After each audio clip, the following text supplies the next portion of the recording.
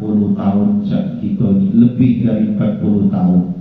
Usia lebih dari 40 tahun ini, maka itu adalah usia yang harusnya memang kita banyak mengingat Allah, banyak zikrullah, banyak zikrul maut, banyak ingat mati, banyak membaca Al-Quran. Memanglah sudah saatnya. Umur 40 tahun ke bucu itu, ada yang ngomongkan kaki sebelah kanan itu kalau umur 10 sudah 40 tahun, kaki sebelah kanan itu sudah ada di dalam lubang kubur. Tinggal sebelah kirinya wae lagi. Maka kalau umur 40 ke bucu, aksiru min tilawatil Quran, banyakkan baca Al-Quran. Aksiru min zikril maut, banyakkan ingat mati. Aksiru bil ibadah, banyak-banyakkan ibadah, banyak-banyak melok majelis taklim. Bukan main satu langkah kita dari rumah, kaki kita dari rumah menuju ke majelis taklim, menuju ke majelis ilmu itu, maka dihitung oleh Allah Subhanahu wa taala dengan satu kebaikan sikok langkah.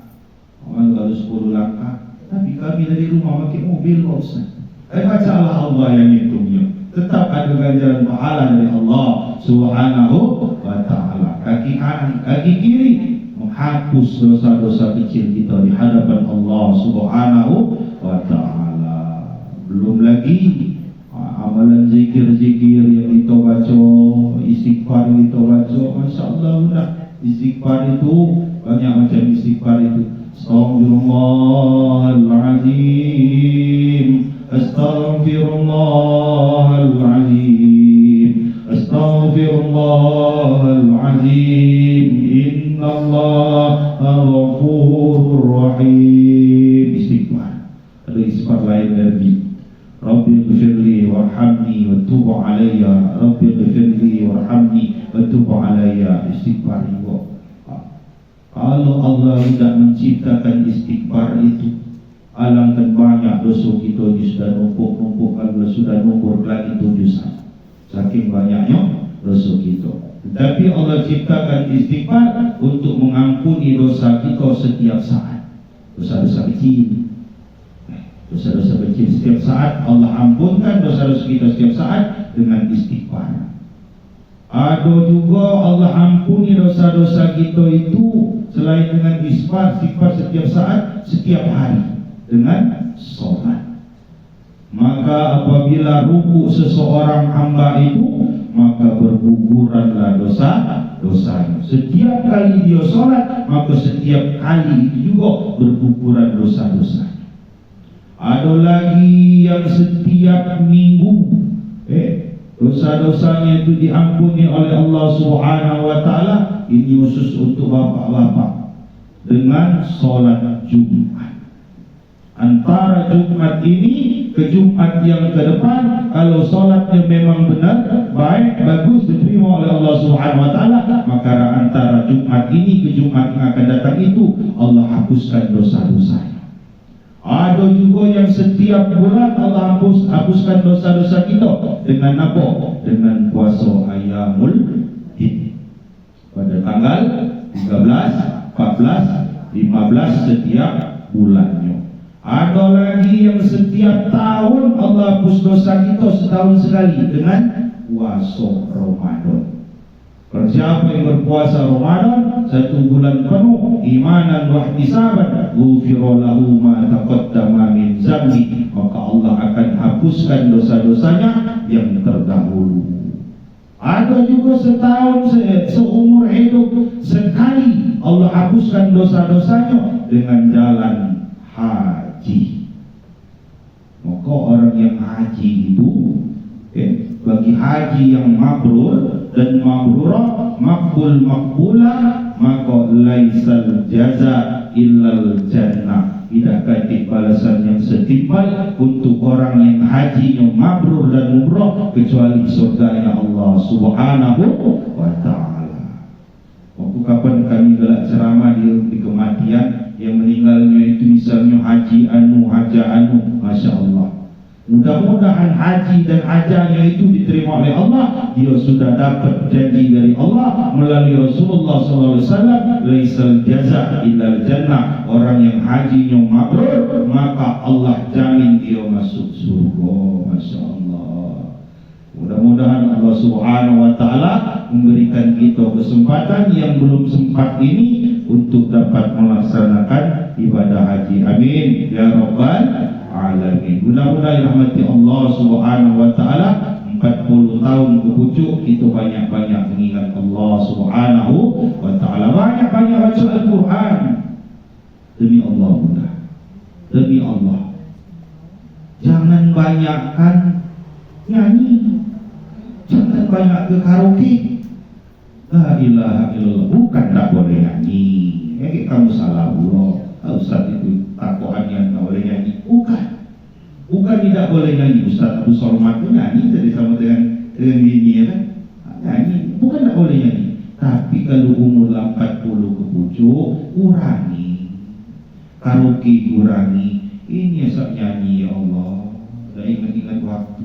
Bulan puasa bunda di Kamis Kawinatan situ. Tur pagi sampai ke lanak sudah asar jam 5 baru berhenti musik. Karaoke yang sepanjang hari. Uji kau budak nyiap kebukuan lagi bibi itu. Asal dia ada ditanya, oi Pak Ustaz kami itu stres. Nah stres bibi itu pun. La ilaha illallah. Aku tuh bukannya aku bunda lagu-lagu sekarang ini banyak dekati aku. Banyak dekati aku. Asal galak baik membuat lagu sekarang. Lagu yang pernah viral, Cikok Bagi Dua. Benar kamu dengar itu? Cikok Bagi Dua lagu apa Cikok? Hati aku belum. Cikok lagi yang lagu lagi viral sekarang ini. Budak-budak kecil yang hafal. Waktuku kecil aku tak tahu yang mungil-mungil. La ilaha illallah. Aku tahu itu budak kecil pada rumah galak nyanyi. Uji bulan apa? Ya Allah, hati aku lagu itu. Lagu itu bunda. Kalau lagu yang mengingatkan kita dengan Allah, lagu yang mengingatkan kita dengan kematian, lagu yang mengingatkan kita untuk berbuat baik dan orang tua, tidak apa-apa bagus. Bila Israel datang, ingat mati lagu itu, masa itu itu era. Walaupun hidup 1000 tahun, kalau tak sembahyang apa gunanya? Yuk kita sembahyang. Lagu itu tadi maksud itu kan? Ibu kaulah wanita yang mulia, derajatmu 3 tingkat dibanding ayah. Kau mengandung, melahirkan, mengandung lagi, melahirkanlah. Jodoh kita berbuat baik dengan umat baik, itu masuk lagu itu. Lagu tak keluar lagu. La ilaha illallah. Lagu tak keluar lagu. Asal nyanyi lagu Rita Sugiarto. Lagunya bohong lagu Rita Sugiarto itu menjiwa. Aku tak minta oleh-oleh emas permata dan juga uang. Bohong. Tak usah. Bohong dari kamu. Lagi kamu bukti. Balik kamu balik. Tak usah balik. Uji kamu. Bohong lagi terjadi. Coba lagi lagu bohong. Hati senang walaupun tak punya. Apa lagi bohong? Kata bohong bohong. Hati senang menguntuh. Aksiru min tilawatil Quran. Boleh nyanyi. Nyanyi yang bermakna, yang mengingatkan kita dengan Allah. Boleh bernyanyi. Tak apa-apa. Jangan nyanyi dekati aku. Tadi umur 40, banyakkan baca Quran, banyakkan berzikir, kurangi yang nyanyi itu tadi. Bukan tak boleh. Sebab Al-Quran itulah kaki yang bakal buat syafaat untuk kita. Selain syafaat dari Rasulullah SAW, maka syafaat kaki yang ada di hari kiamat itu syafaat dari Rasulullah, syafaat dari Al-Quran, syafaat dari anak-anak kita yang soleh dan orang-orang soleh yang ada pernah berkumpul dengan kita. Itu kaki saling ingat kaki. Manalah bunda itu uji kita kaki. Kok belum ada? Kaki itu saling panggil kaki. Berkumpulan kita ngomong yang soleh dan soleha ini, kita kaki saling bersaksi di hadapan Allah Subhanahu Wa Taala. Ya Allah, kemana mudah-mudahan kita? Apa kemana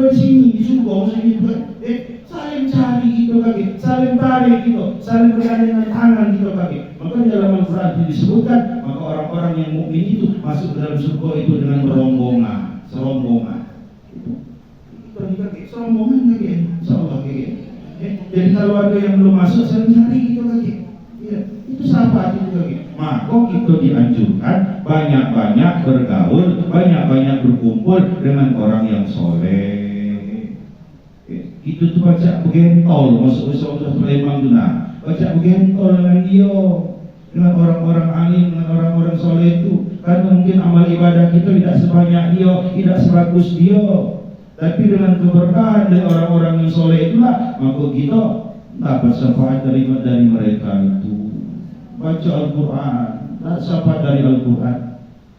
Begitu kita meninggal dunia, jenazah kita dimandikan, sudah berdiri di sebelah kanan jenazah kita Al-Quran yang telah kita baca itu tadi. Sudah berdiri di sebelah kanan kita Al-Quran yang telah kita baca itu tadi. Begitu kita meninggal dunia, jenazah kita dimandikan, maka Al-Quran sudah hadir di samping sebelah kanan kita. Sampai kita dimasukkan ke dalam kubur, maka Al-Quran itu pun melok masuk ke dalam kubur. Malam pertama ikut hadir di dalam kubur sampai kita kirimu. Lalu dia yang mati itu jenazahnya itu laki-laki, maka Al-Quran itu akan menyerupai seorang pemuda yang tampan. Lalu yang meninggal jenazahnya itu perempuan, maka yang masuk dalam kubur itu Al-Quran itu merupakan seorang perempuan wanita bidadari yang cantik. Bertahan kita dengan malaikat ibu gitu. Woi, kat masuk malaikat. Masuk kita satu muka muda. Siapa? Aku tak tahu tu malaikat. Baik, siapa kau? Aku Al-Quran. Jangan takut bayumi, bisa ujian didik, uji Al-Quran itu. Mulai hari ini, mulai detik ini, mulai malam ini, aku merewangi kau di dalam kubur di Al-Quran itu. Kalau kau tidak baca jawab pertanyaan mungkar dan nakir, maka aku yang akan menjawab pertanyaannya. Kalau kau takut, aku yang menghadapinya. Kata Al-Quran. Sampai kita dibangkitkan oleh Allah Subhanahu Wa Taala, dikumpulkan di padang mahsyar, maka Al-Quran pun menjadi syafaat untuk kita. Di padang mahsyar itu bunda, disebutkan dalam riwayat. Maka jarak matahari dengan kepala kita itu di padang mahsyar itu cuma 1 jengkal. La ilaha illallah. Yang sekarang ini baik bunda, jarak matahari dengan kepala kita, bumi dengan matahari 150 juta kilometer. Uji Google. Jaraknya 150 juta kilometer. Kamu keluarlah jam 12. Dan syukur semakin payung kau. Tak tahan, nak ke warung baik misalnya, ada warung samping rumah, nak pakai klik pakai payung, takut skin cellnya luntur, sanggup gitu. 150 juta kilometer berdiri tegak kita di luar situ, jam 12, jam 1, jam 2, lalu jadi wasit gitu. 150 juta kilometer. Apakah lagi kakek Allah kumpulkan kita? Dibangkitkan kita galau-galau, dikumpulkan di padang mahsyar, jarak matahari cuma sekilan buat kepala kita. La ilaha illallah, auzubillah. Alangkah panasnya. Ya ati yaumil qiyamah, Al-Quran itu akan datang di hari kiamat sebagai syafaat, jadi payung di pucuk kepala kita. Tak lagi itu kepanasan. Itu. Maka aksiru min tilawatil Quran, banyak baca Al-Quran. Karena Al-Quran itulah bakal jadi rewang kita kakek sampai ke surganya Allah Subhanahu Wa Ta'ala. Nah kita kadang-kadang buta, kadang-kadang kita sepelekan Al-Quran itu. Adab-adab terhadap Al-Quran tidak kita perhatikan kadang-kadang. Maka dalam kesempatan ini kami sampaikan ada adab-adab terhadap Al-Quran. Yang pertama, pegang Al-Quran. Adab terhadap Al-Quran yang pertama, megang Al-Quran harus dalam keadaan suci, berwudu. Harus dalam keadaan suci dan berwudu. Terkecuali dalam keadaan darurat. Apa keadaan darurat? Ada kebakaran. Jadi kalau Al-Quran kamu tidak berwudu, berwudu dulu. Moto Al-Quran dikuburu. Ambil Al-Quran itu, selamatkan Al-Quran itu, tidak perlu berwudu lagi dalam keadaan darurat. Ada banjir bakal hanyut Al-Quran itu tadi. ambil langsung Al-Quran itu, jangan berwuduk dulu, selamatkan Al-Quran itu. Di jalan kita berjalan, tengok ada Al-Quran terkapar di jalan, mungkin nyampak dibawa oleh wong tadi, atau ya ada Al-Quran nyampak, ambil Al-Quran itu walaupun tidak dalam keadaan berwuduk, selamatkan dalam keadaan darurat. Tapi kalau dalam keadaan normal, maka megang Al-Quran harus dalam keadaan berwuduk. Tidak boleh megang Al-Quran dengan tidak berwuduk.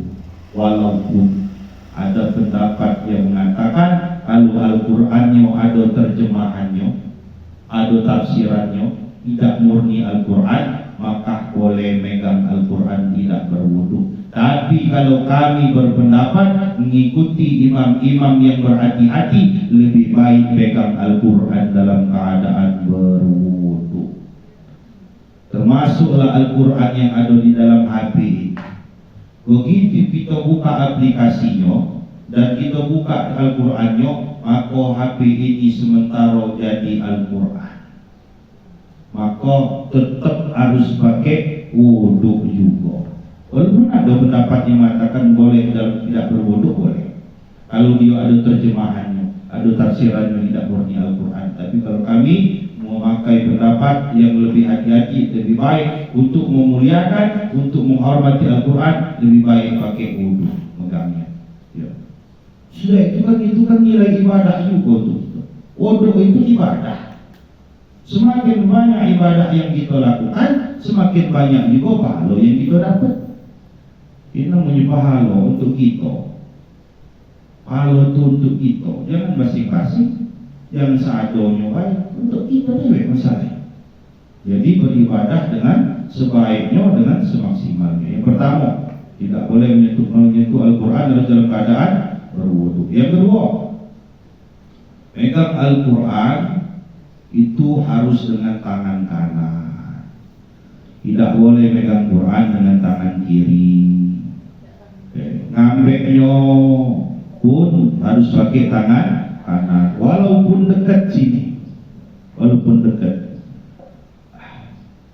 Ini apa nih? Al-Quran itu tak boleh pakai tangan kiri, pakai tangan kanan. Ini adab kita terhadap Al-Quran. Kalau bukan kita, siapa lagi yang nak memuliakan Al-Quran?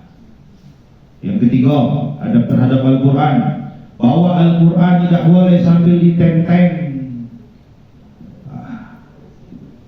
Macam bunda-bunda balik dari warung beli telur, ditenteng macam ini. Tak boleh. Al-Quran itu harus diangkat. Harus diangkat, taruhkanlah di depan dada. Nah Pak Ustaz, maaf kami ini pengajian dari rumah bawa tas Pak Ustaz. Ada dalamnya Al-Quran, ada mukena juga Pak Ustaz. Ini. Jadi kami taruh kelek sini Pak Ustaz. Masih ini kan jadinya kan? Maka bawanya itu jangan taruh di bawah kelek sini, taruhkan di depan sini.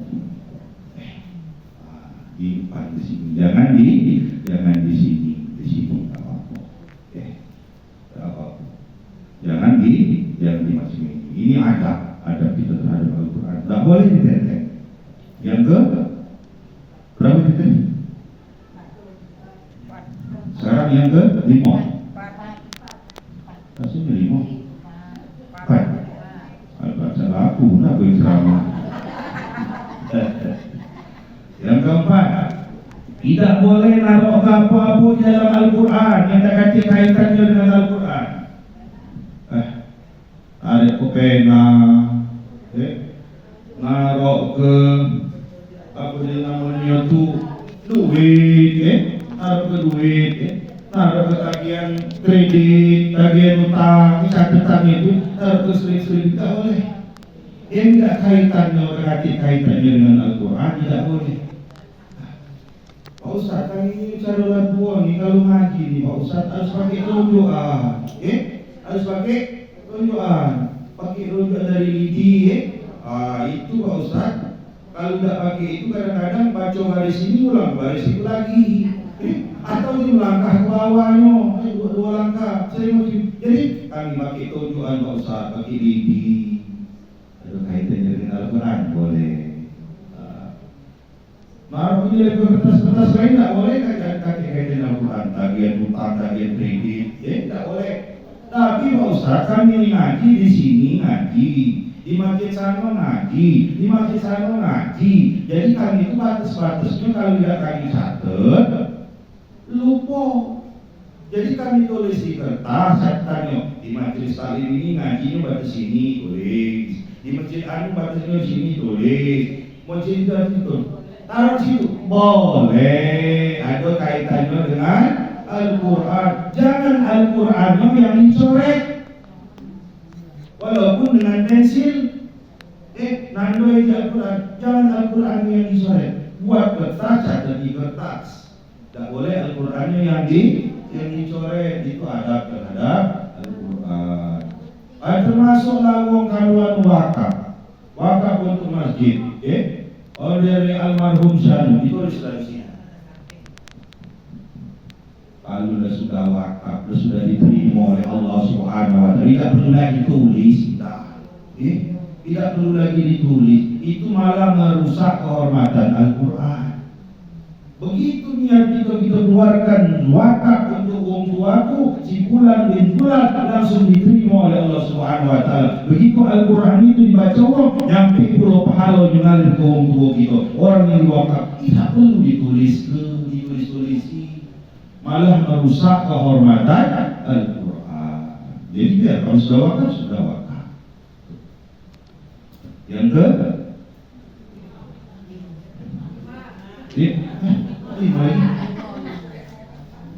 tidak boleh naruh apa-apa di ujung Al-Quran. Apapun tidak boleh taruh ujung Al-Quran. Al-Quran ini harus lebih tinggi, lebih mulia dari yang lain-lain. Harus lebih tinggi dari yang lain-lain Al-Quran. Tak boleh naruh ke buku undang-undang haji di rumah. Shadaqallahul azim. Kepek kalau tak boleh. Al-Quran ini harus bersih, pucuk tidak hati apa-apa. Naruh apa lagi? Kunci motor, kunci mobil, ini Al-Quran di sini. Mesti kita ngaji lagi, kita balik.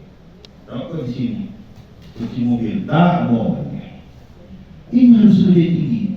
Oh Pak Ustaz, Al-Quran itu kan sama baik kertas juga, sama cak koran, sama cak buku biasa, benar. Tetapi begitu kertas itu ditulis dengan Al-Quran, ayat-ayat Allah, firman Allah, maka kertas itu menjadi kertas yang paling mulia. Kalau kertas koran, kita beli koran pagi itu dah, sore dah baca jadi bungkus caluk dia. Benar tak? Beli koran pagi kita sore dah sudah baca jadi bungkus iwa asin, jadi bungkus cari. Tapi kalau Al-Quran, tak baca.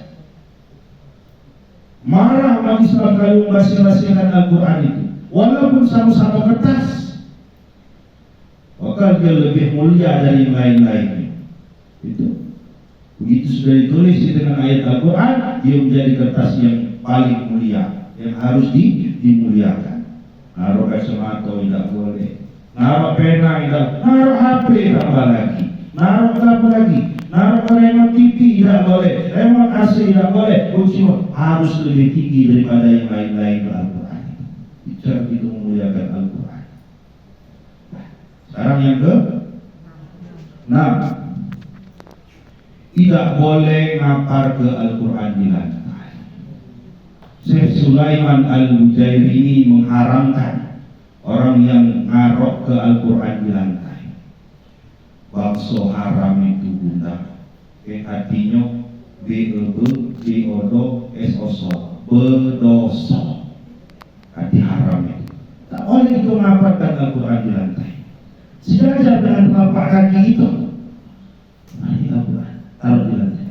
Sejajar dengan pantat kita, lebih mulia Al-Quran ini dari badan kita ini, dari kaki kita ini, dari pantat kita ini. Badan kita yang begini cantik, belagak besar tinggi, itu mancung itu, lebih mulia Al-Quran ini dari badan kita. Jangan ngaparkan Al-Quran di lantai, berdosa. Tak boleh ngaparkan Al-Qurannya, haram hukum. Termasuklah ini yang banyak terjadi di kehidupan kita sehari-hari. Yasin. Kalau ada yasinan, Ada selamatan aku gaya membaca Yasin. Yasin itu di masing-masing buang air. Yasin itu bagian dari Al-Quran. Hukumnya disamakan dengan Al-Quran. Maka tidak boleh ngapalkan Yasin di lantai, sejajar dengan telapak kaki kita, sejajar dengan pantat kita. Ini kapan Yasinan, tahlilan, syukuran, tinjuk Yasin, bagi ke Yasin, kadang-kadang saya bagi ke kartu ini. La ilaha illallah. Kurang ajar, kurang adab terhadap Al-Quran. Tidak kasih adab malah. Tidak boleh bagikan Yasin itu, nyok dengan uangnya, nyok. Siko. Yang tinjau Yasin pegang, yang dikapalkan di lantai. Apa beratnya Yasin? Kalau beratlah HP ini udah dari Yasin. Tuh kita megang HP di 2 jam sanggup dan turun-turun. Buka Facebook 30 menit, buka WA 30 menit, buka Instagram 30 menit, buka apalagi TikTok 30 menit. Sanggup kita tidak turun-turun megang HP ini. Kalau begitu tinjau Yasin dikapalkan di lantai. Lewat langkah bro, la ilaha illallah. Ambil Yasin, pegang. Kalau belum dibaca, taruh beci. Kalau ada kantong, masuk ke kantong. Jangan dikabarkan di bawah. Muliakan Al-Quran itu tadi. Ya Allah, dinjuk Yasin, kabar-kabar ke. Aku marahnya muda, kami marahnya karunia. Kalau itu dinjuk Yasin masih dikabarkan, ambil Yasin itu. Ambil Yasin itu saya lagi gigi ini. Gigi yang gak ngapar ke Yasin. Dosa ya boleh. Siapa lagi yang nak memuliakan Al-Quran kalau bukan kita? Anggap ini terjadi di kehidupan kita sehari-hari. Kapan baca Yasin, kaparan Yasin itu di lantai. Jangan nanti harganya Yasin ini. Padahal Yasin itu bagian dari Al-Quran. Hukumnya sama, dihukumi sama dengan Al-Quran. Oke, tidak boleh ngaparkan Al-Quran, ngaparkan Yasin di lantai. Termasuklah buku-buku yang ada di dalamnya kalimat-kalimat Allah, buku-buku yang dalamnya kitab-kitab yang ada dalilnya situ, apa ayat-ayat Al-Quran, tak boleh dikapar-kaparkan di lantai. Itu cara kita memuliakan Al-Quran. Bagi Al-Quran itulah yang jadi penolong kita di akhirat kage. Allahumma arhamna bil Quran waj'alhu lana imaman wa nura wa hudan wa rahmah. Allahumma zakkirna minhum ma nasina wa 'allimna minhum ma jahilna warzuqna tilawatahu ana al-laili wa atrafan nahar waj'alhu lana hujjatan ya rabbal alamin. Pada sini kalau ada yang nak diskusi ke boleh. Kalau baca kami jawab, tidak baca kami balik ke DPR. Kapan dah jadi DPR itu baru ditanggung lagi masa itu. Silakan Bunda. Ya Bunda.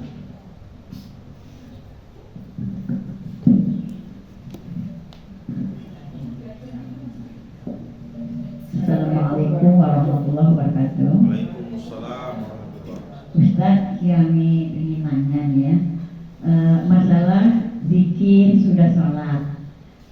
Sudah sholat itu kan zikir nih. Kita ngitungnya pakai jari ini, jari 10 jari nih kan.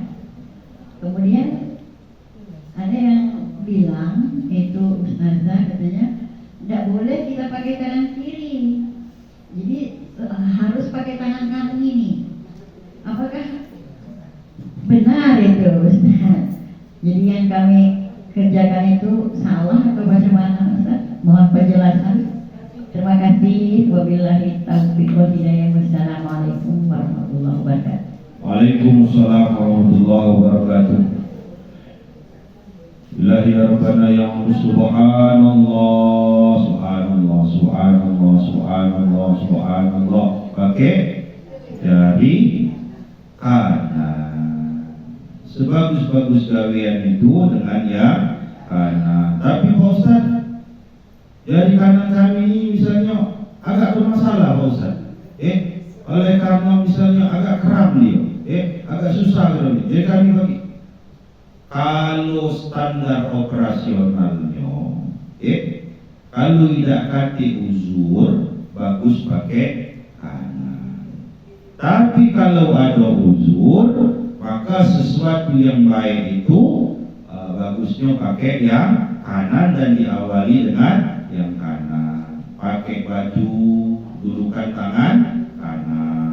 Pakai celana, dudukan kaki kanan. Kalau buka baru kaki kiri. Awali dengan Bismillah. Walaupun boleh jadi zikirnya diterima oleh Allah Subhanahu wa ta'ala, tetapi keberkahannya berkemungkinan kurang karena tidak sesuai dengan sunnah Rasulullah sallallahu alaihi wasallam, bahwa Rasulullah selalu mengawali perbuatan yang baik itu dengan yang kanan. Wallahu a'lam.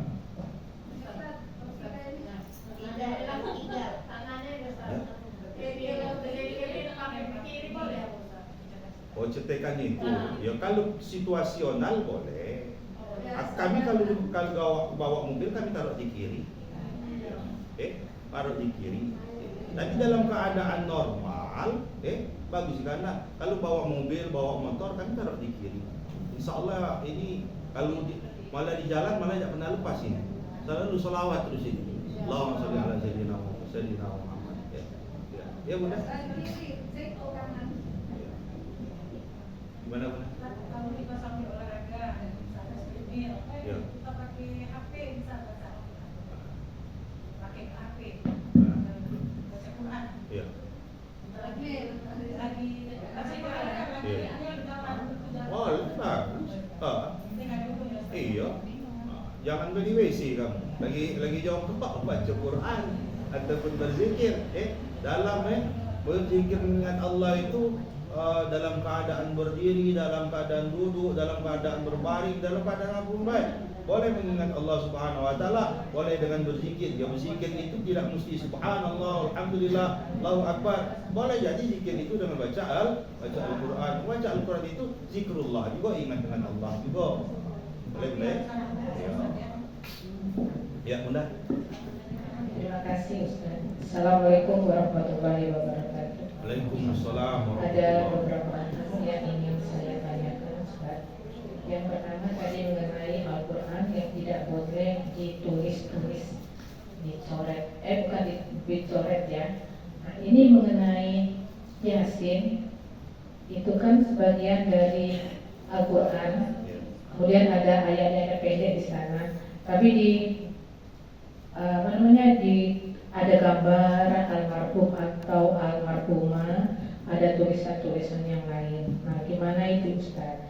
Yang kedua mengenai kalau kita membaca Al-Quran di surat Taubah itu tidak boleh memakai Bismillah, tapi Auzubillah disilakan. Itu apa sebabnya Ustaz?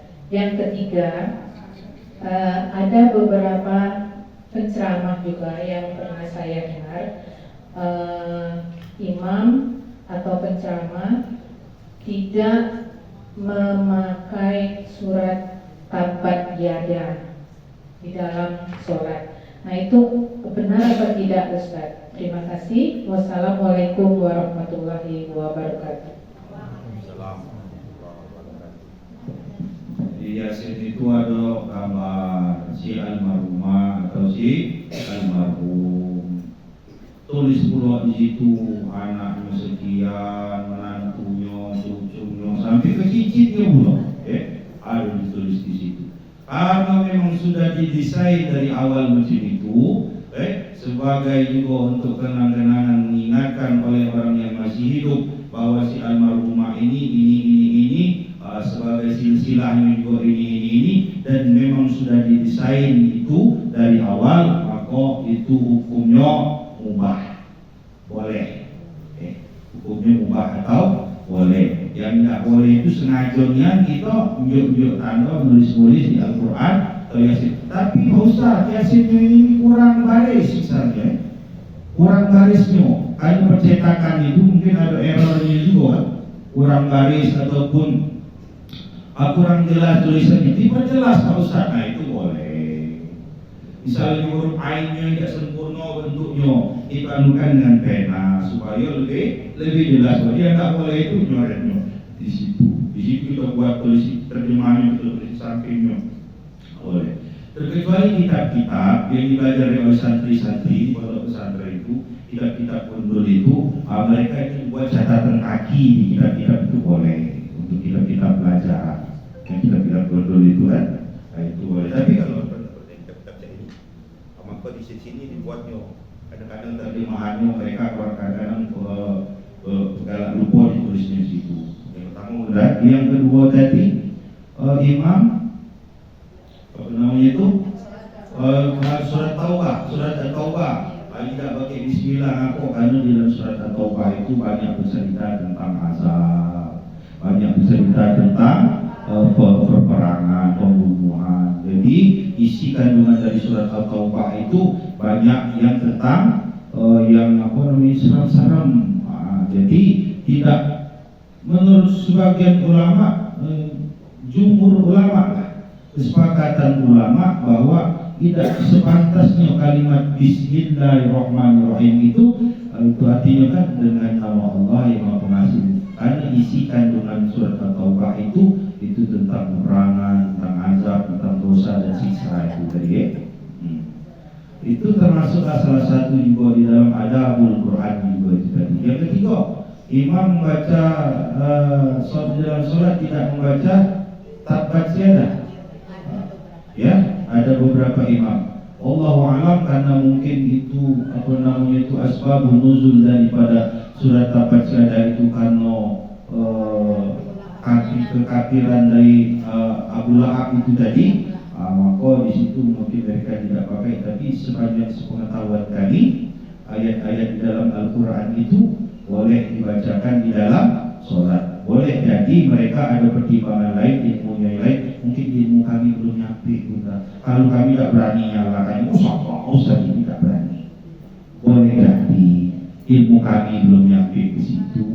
Tapi kalau di dalam imam-imam, khususnya imam yang membaca surat ataupun ayat yang dia nyambung macam Masjid Agung, surat Isya, surat Maghrib, surat Subuh, itu nyambung ayatnya.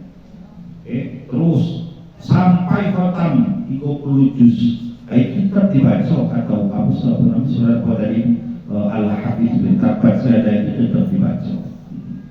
Artinya boleh jadi mungkin karena ada dalil yang lain kami belum nyampe ke situ, boleh jadi. Tapi kalau kami pakai ya udah, wallahu a'lam bishawab.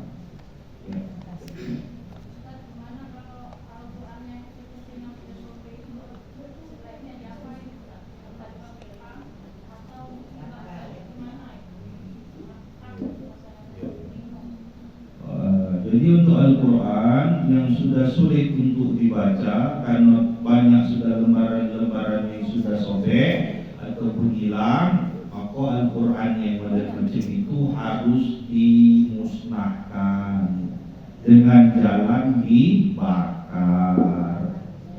Dengan jalan dibakar, jangan dikubur. Kalau dikubur kakek telangkah pulau, tetijak pulau. Jadi bagusnya petunjuknya dengan dibakar. Bakarnya pun jangan sekaligus. Bakarnya itu kalau baca sekira-kira gitu, kapan kita bakar itu memang halus niat. Kertas itu udah kalau kita bakar, kita bakar buku. Bukan. Dia galak, dia belum hancur jadi abu. Dia ada masih ada tulisannya. Dikhawatirkan kakek itulah dia belum sempurna mutunya itu tadi, maka tulisannya masih ada, maka bakar. Kami pernah mempraktekan itu, kami bakar itu sekira-kira 5-6 lembar.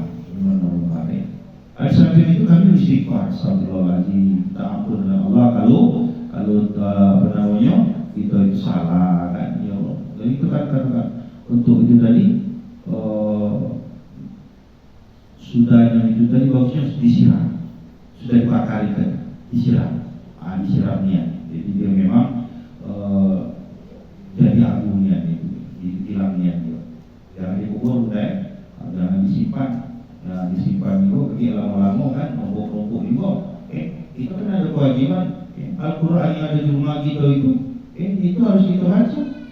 Dia kan untuk kita di hari kiamat lagi. Aku tak pernah dibaca. Ada berapa itu Al-Quran di rumah itu? Maka jangan banyak-banyak impun Al-Quran di rumah. Hari ini Al-Quran ini atau satu khatam Al-Quran ini. Khatam yang lain lagi, Al-Quran yang lain lagi. Kalau Al-Quran di rumah itu hati-hati, itu ada hisabnya itu pakai. Jadi kita gantian bacanya. Usahakan baca Al-Quran itu sehari paling tidak 1 juz. Sejuz paling tidak sehari. Jadi sebulan atau 30 juz. Banyaknya Pak Ustaz, sejuz sehari. Tidak. Sejuz itu cuma 10 lembar. Sejuz itu cuma 10 lembar.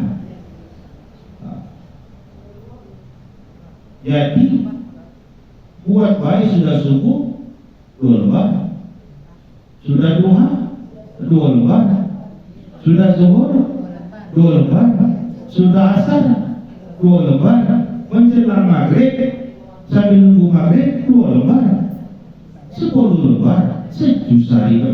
1 lembar itu cuma 5 menit. 1 lembar itu cuma 5 menit. Itu sudah yang bacanya nyampai.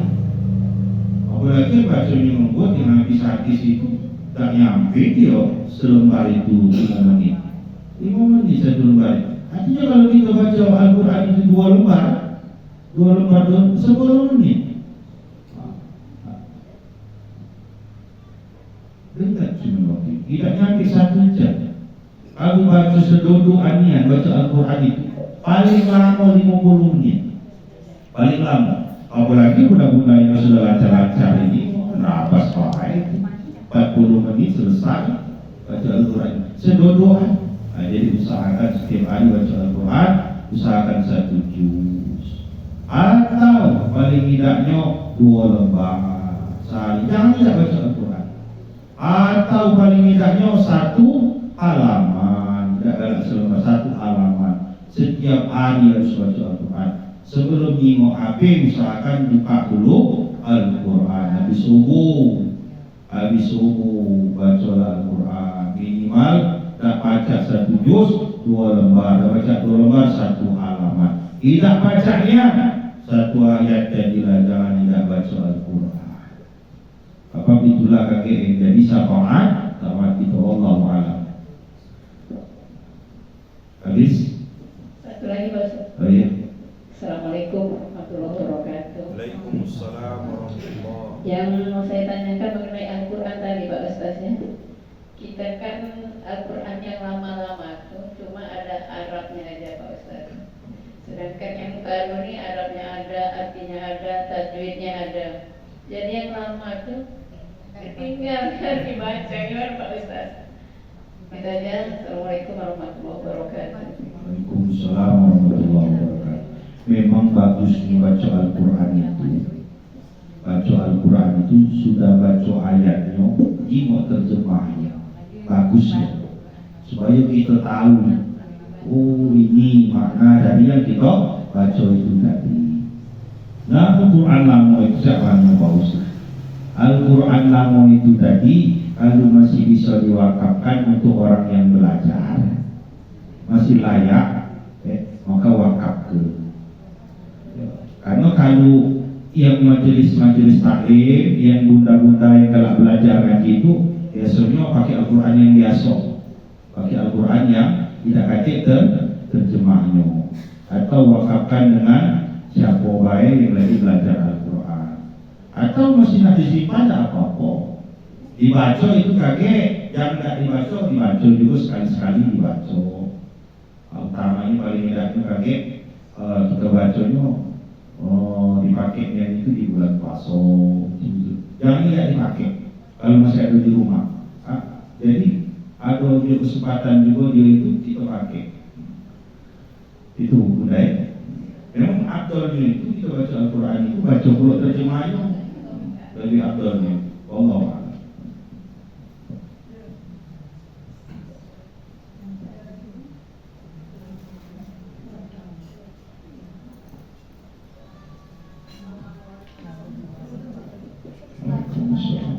Biasanya kita kalau habis membaca Al-Quran Sadaqallahul-Azim ya, sudah pernah dengar apa Ustaz Hidayat bilang baca subhanallah doa apa terakhir. Terus kalau Allahumma hamdal Quran setiap habis ngaji atau setelah kita hatam aja gitu.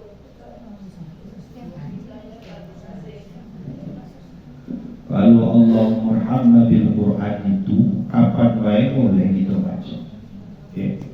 Sesudah ngaji juga boleh. Sesudah ngaji boleh. Atau tidak pula tidak ngaji macam kita tadi boleh. Karena itu bentuknya doa. Karena bentuknya doa. Ataunya sesudah ngaji baca doa asnatul Al-Quran itu ataunya boleh. Jadi kalau yang Ustaz Adi tadi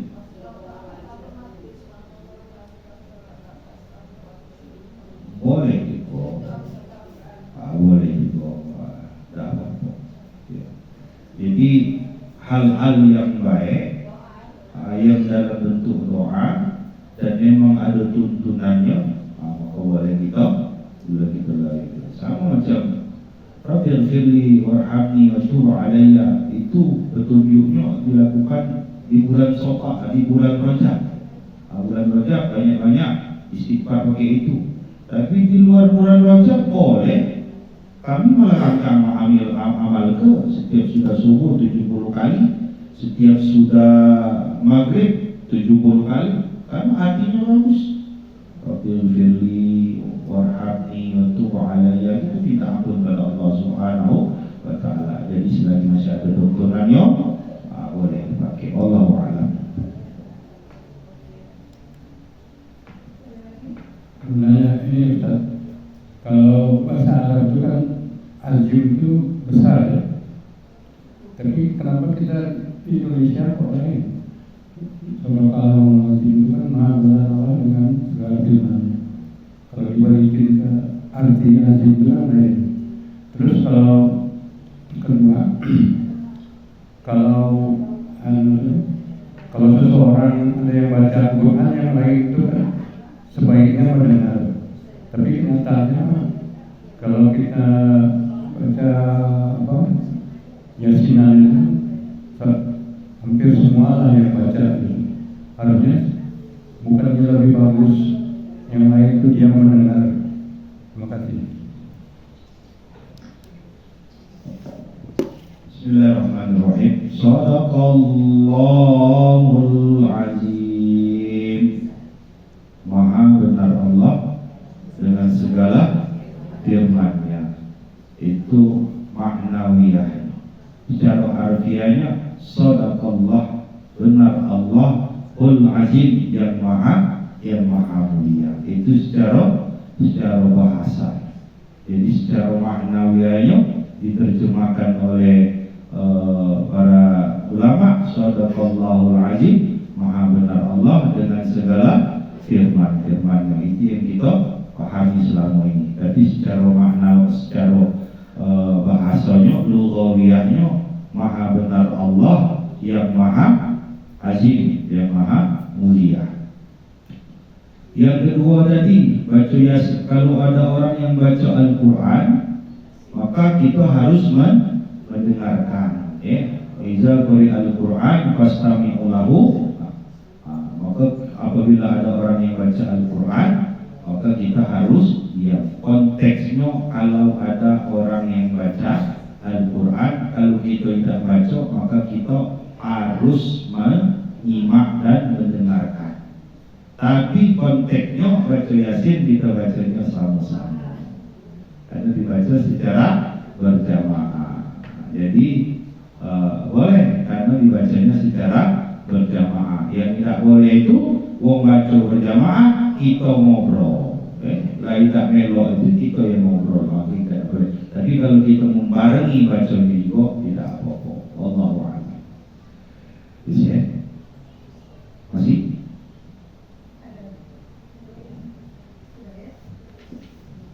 Ya, Ustaz, titip doa untuk orang tuanya Bunda Ana Fatona, semoga secepat disembuhkan Allah, dan Bunda Lestari yang matanya lagi sakit kena infeksi. Nah, mohon didoakan juga semoga secepat disembuhkan Allah. Semoga termasuk yang hadir juga, semoga disehatkan oleh Allah. Tolong Ustaz. Binyati sifat wal afiyah. Bunda, orang tuanya Bunda Ana Fatona yang sedang sakit, summa ila Bunda yang tadi sakit mata, Bunda Lestari, binyati sifat wal afiyata al-fatihah. A'udzu billahi minasyaitonir rajim. Bismillahirrahmanirrahim. Alhamdulillahi rabbil alamin. Ar-Rahmanir Rahim. Maliki yaumiddin. Iyyaka na'budu wa iyyaka nasta'in. Ihdinas siratal mustaqim. Siratal ladzina an'amta 'alaihim ghairil maghdubi 'alaihim waladdallin. Amin. A'udzu billahi minasyaitonir rajim. Bismillahirrahmanirrahim. Alhamdulillahi rabbil alamin. Hamdan yuwafi ni'amahu wa yukafi'u mazidah. Ya Rabbana lakal hamdu kama yanbaghi li jalali wajhika wa azim sultan. Allahumma salli ala sayyidina Muhammad wa ala ali sayyidina Muhammad. Allahumma ighfir lana dzunubana wa liwalidina warhamhum kama rabbawna shighara. ولجميع المسلمين والمسلمات والمؤمنين والمؤمنات الأحياء منهم والأموات إنك على كل شيء قدير. اللهم أنزل الرحمة والعافية والسحاب.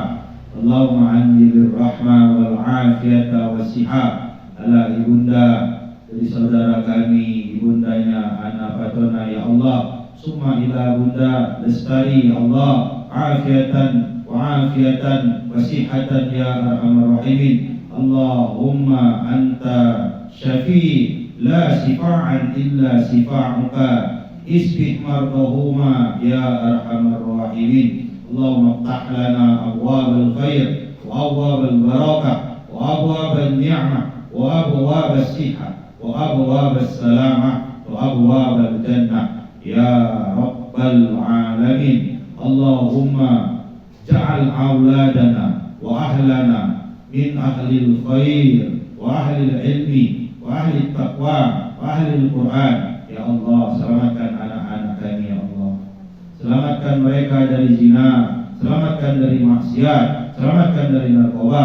Ya Allah, jadikan anak-anak kami anak-anak yang soleh dan soleha, ya Allah. Jangan matikan kami, ya Allah, sebelum anak-anak kami jadi soleh dan soleha, ya Allah. Orang tua kami yang masih hidup, ya Allah, sehatkan badannya, ya Allah, senangkan hatinya, ya Allah, murahkan rezekinya, ya Allah, husnul khatimah dan kelak keduanya, ya Allah. Orang tua kami sudah meninggal dunia, ya Allah. Salah hilaf dan dosanya ampuni, ya Allah. Luas lapangkan kuburnya, ya Allah. Jadikan kuburnya laksana taman dari surgamu, ya Allah. Jangan kau jadikan kuburnya laksana lubang dari nerakamu, ya Allah. Rabbana zalamna anfusana wa illam taghfir lana وترحمنا لنكونن من الخاسرين. ربنا آتنا في الدنيا حسنة وفي الآخرة حسنة وقنا عذاب النار. استجب دعاءنا يا الله، استجب دعاءنا يا رحمن كما تستجيب دعاء نبيك ورسولك وأوليائك وعبادك الصالحين الذين دعواهم فيها. Subhanaka Allahumma wa tahiyatuhum fiha salam wa akhiru da'wahum alhamdulillahi rabbil alamin. Taqabbalallahu minkum minna wa minkum taqabbal ya karim. Assalamualaikum warahmatullahi wabarakatuh.